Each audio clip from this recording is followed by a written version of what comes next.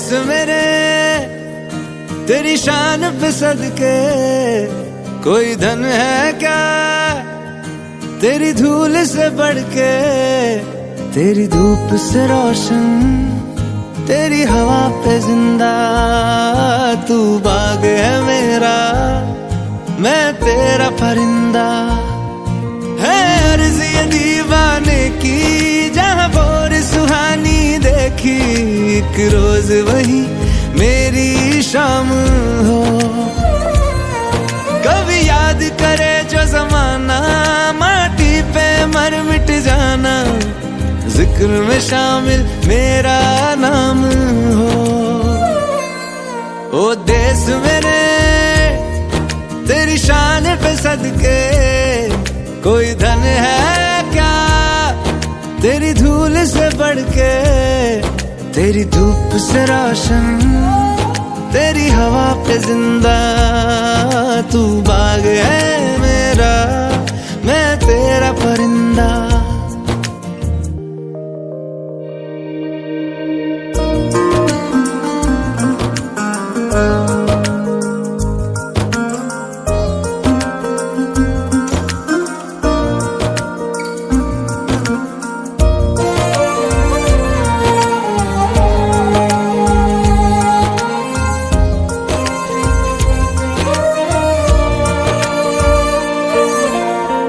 चल तेरा रहे माँ रंग बिरंगा,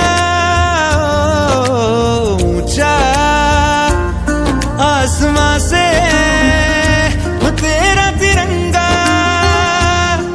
जीने की इजाजत दे दे या हुक्म शहादत दे दे, मंजूर हमें जो भी तू चुने। रेशम का हो मधुशाला या कफन सिपाही वाला, ओढ़ेंगे हम जो भी तू बुने। ओ देश मेरे तेरी शान पे सदके, कोई धन है क्या तेरी धूल से बढ़ के।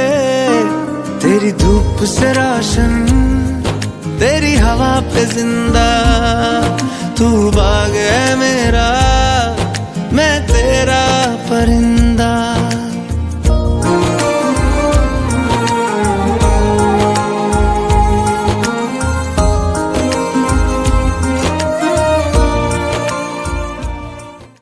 જેને આપણે બહુ સારા જાણકાર કહીએ છીએ, ટીવી કલાકાર, ગાયક, શું નથી એમના, સારા બાળ સાહિત્યકાર, કવિ, એવા આદરણીય ખોડાભાઈ સાહેબને આપણે શાળા પરિવાર વતી આવકારીએ છીએ।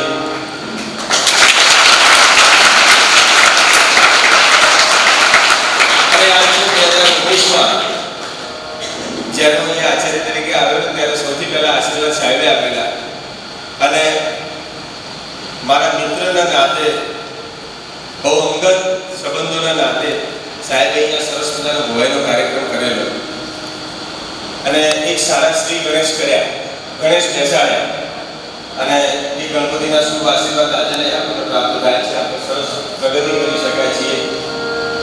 પહેલા એક નિમિત્ત અમારા ખોડભી સાહેબ પણ છે, અંગત અને લંગોટિયા કહીએ છીએ કે સાહેબને હૃદયપૂર્વક આવકારું છું। અમારા ભાવેશભાઈ સાહેબને વિનંતી કરું, સાહેબ આવો અને અમારી નાગરિક સ્વીકાર।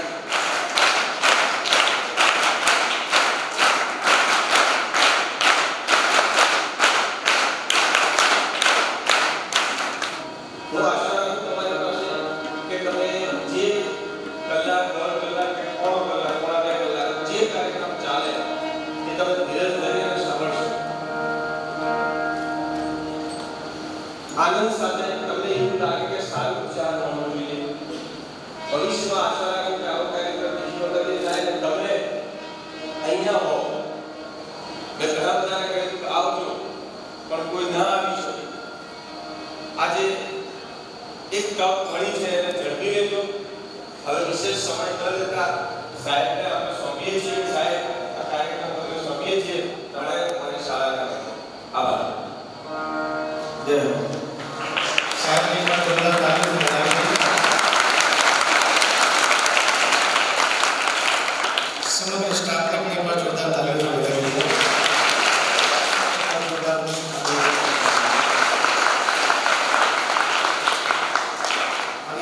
તમારા પોતાના માટે મોઢે બોલું માં હાચે નાનપણ આપણે મોટે બધાની મજામાં કડવી લાગે કાગડા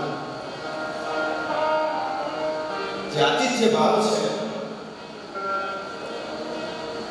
બડો ન કરે બડાઈ બડો ન બોલે બડા બોલ ભલામણ જે શાળાનું નામ શ્રી ડીઓ પટેલ સર્વોદય હાઈસ્કૂલ હોય જેના નામમાં સર્વનો ઉદય કરવાની જેની ભાવના નઈ સંસ્થા આચાર્ય અમારા ડોક્ટર ધર્મેન્દ્રભાઈ પટેલ અને એમના તમામ સહાધ્યાયી સ્ટાફ મિત્રો ટ્રસ્ટી મિત્રો દાતાશ્રીઓ આ સર્વને આપણે યાદ કરીએ છીએ કારણ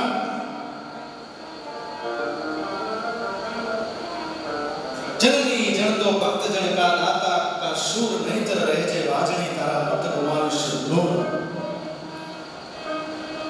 जगत की जनामलो बोले मारू गामरू बोले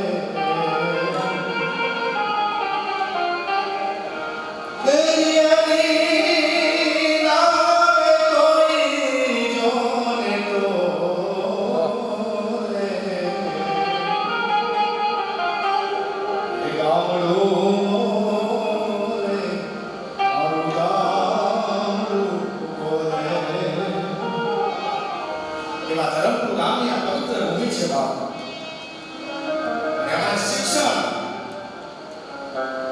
सिंचन ज्यादा तो है बाप तेरी संस्था है भी शाला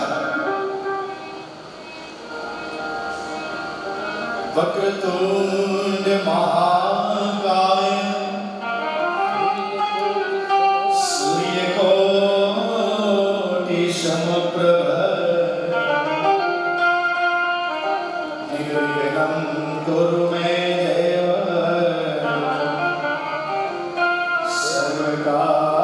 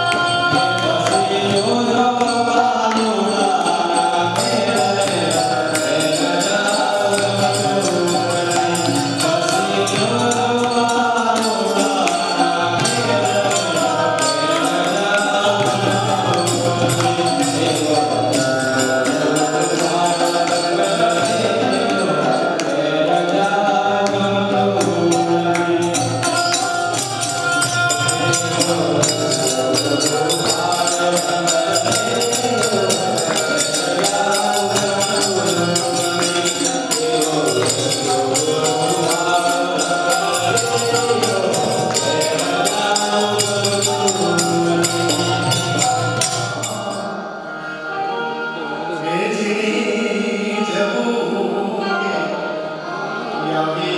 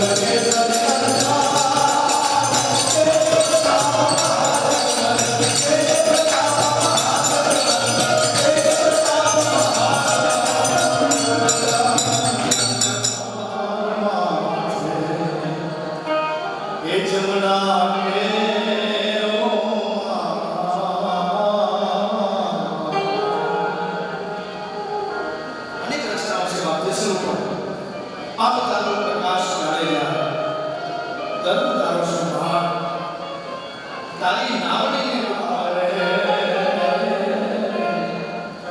તારી નાવડીને ડૂબાવે એ તારી મેળવીને ડૂબાવે જાગર જાડે એમ તોરા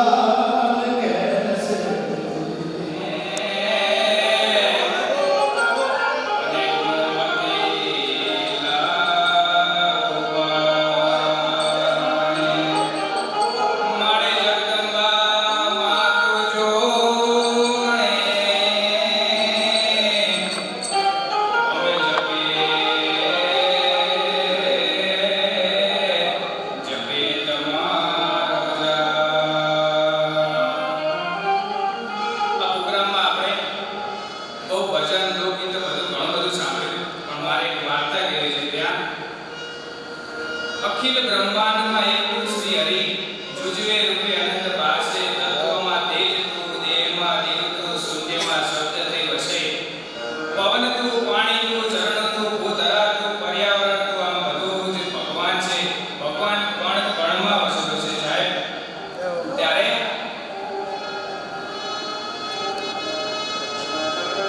ભગવાન કણ કણમાં વસેલો છે ભગવાન કોને મળ્યો નરસિંહ મહેતાને મળ્યો મીરાને મળ્યો ગંગા સતી પાનભાઈને મળ્યો સતી તોરણને મળ્યો જ્યાં ધીરે ધીરે ધીરે કચ્છની ધરા બાજુ જોઈએ લાવડા ગંગા માલી ત્યારે કોણ હતો જેસલ જાણીતો કચ્છની ધરતીનો કાળો નાગ જેસલ જાણીતો અંજારની અંદર નીકળે ત્યારે બાળક મોટું સારું રહી જાય તેવો તેનો વટ હતો સાહેબ જેસલ જાણીતો એક દિવસ આપણે જેમ મિત્ર ભાવ કર્યા કેટલા હરણા લૂટ્યા કેટલા મોર લૂટ્યા કેટલી ચાલો લૂટી કેટલા બેન પાણી બધું બહુ લૂટ્યું કે હું બધું સર્વ સંપન્ન છું પરંતુ ત્યારે ભાભીએ તેને મેણ માર્યો કે કાઠિયાવાડની અંદર કાઠી દરબારને ત્યાં તોરલ નામની ઘોડી તોરલ નામની તલવાર અને તોરલ નામની છરી છે તું લઈ આવ તો તું સાચો બાકી તું ખોટો છે સાહેબ ત્યારે ભાભીએ તે કહે છે કે એને પણ હું લઈ આવું એક દિવસ જાય છે ત્યાં કાઠિયાવાડની કાઠી દરબારને ત્યાં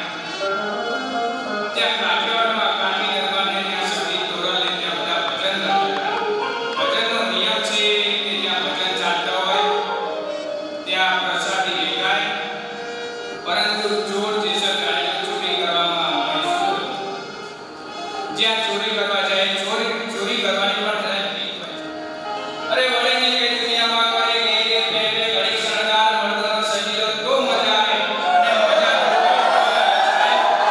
અને મજા તો કઈ કોણ આવે કે યાર કાય વેશ મૂકોને ધર્મના દીવાને ડગલા મારે તો મજા આવે બાકી એમાં મજા ન આવે તે તોરલ નામની ઘોડીને લેવા જાય છે ત્યાં આપણે કોઈ પાલતુ પ્રાણી પાલતુ પશુ હોય તો અજાણ્યા માણસને જોઈને ભડકે તો ખરા તેમ ઘોડી ભડકી અને તેના પીડેથી છૂટી ગઈ ત્યાં અંદર ભજન ચાલતા ને તેમને ખબર પડી કે ઘોડી છૂટી ગઈ છે સાહેબ તે ઘોડીને મારવા જાય છે ત્યાં તેને કિલો તેના હાથ ઉમરો ધરી દીધો પણ જેસલ જાણીતો ઉંકારો કરતો નથી એવી તેનામાં બળ તેવી તેનામાં શક્તિ હતી પછી પ્રસાદી લેવાનો સમય ગયો ભજનનું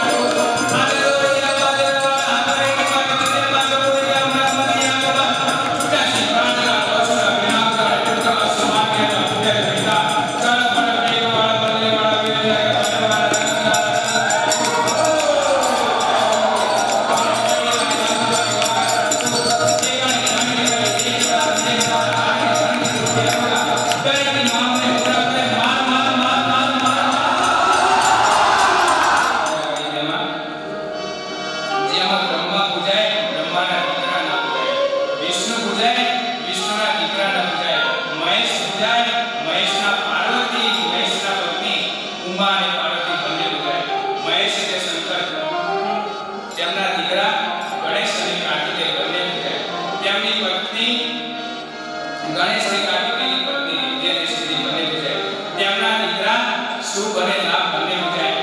તેમનો કોટિયો નંદી તે બુજાય. તેમના ગળામાં ધારણ કરેલો સપ તે પણ બુજાય. તેમ પ્રભુ આ શિવાય નમઃ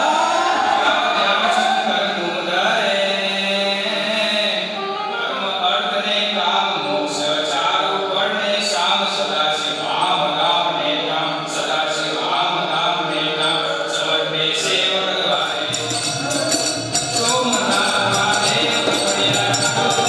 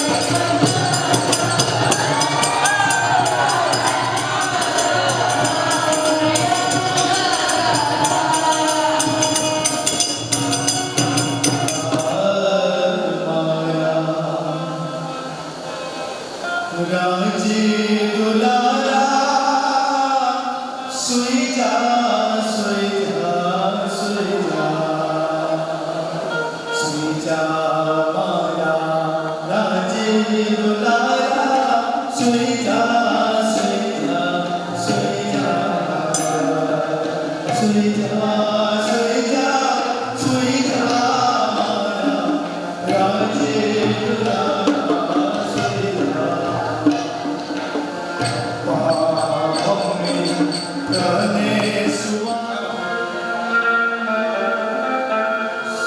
તો અમને મારો પરિચય આપેલો. હું આ ગામનો વતની છું. મારું નામ જયેશ રાવળ અને મેં અહીંયા 8 થી 12 5 વર્ષ અભ્યાસ કર્યો.